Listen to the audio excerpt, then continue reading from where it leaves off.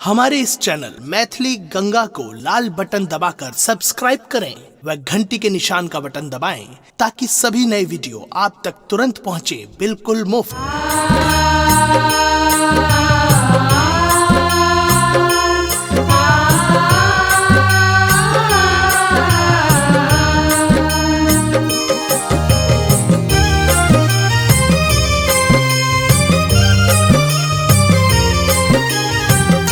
अपने सुन रहल छी गंगा कैसेट की प्रस्तुति। हंस सवार एली वीणा पानी मैया, हंस सवार एली वीणा पानी मैया, मैया के खोइछा में ज्ञान है, मैया के खोइछा में ज्ञान है।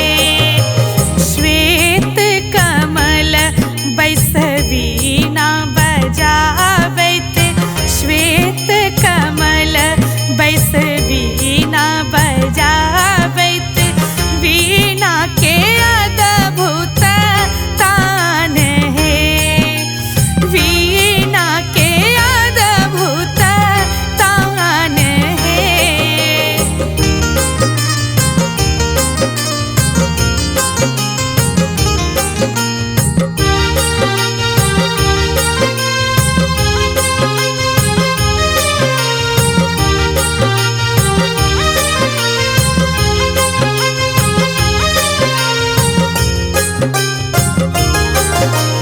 बाँटथ सुबुद्धि माँ कुबुद्धि के मिटावैत, बाँटथ सुबुद्धि माँ कुबुद्धि के मिटावैत, दैथ सुमति वरदान है, दैथ सुमत वरदान है।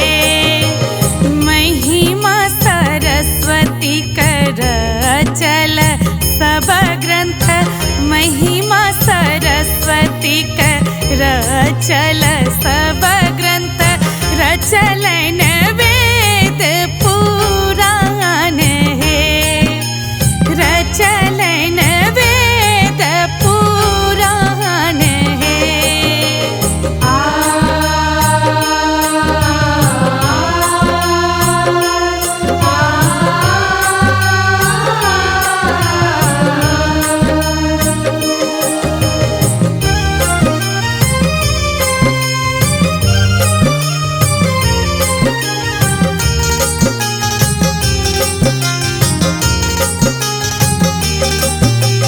आयल बसंत ऋतु तिथि शुभ पंचमी, आयल बसंत ऋतु तिथि शुभ पंचमी, पंचमी तिथि महान है, पंचमी तिथि महान है।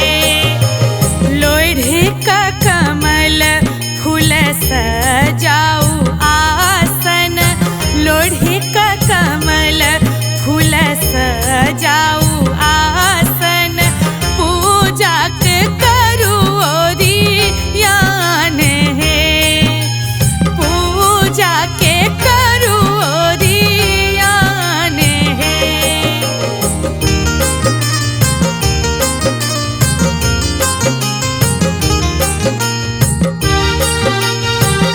अपने सुन रहल छी गंगा कैसेट की प्रस्तुति।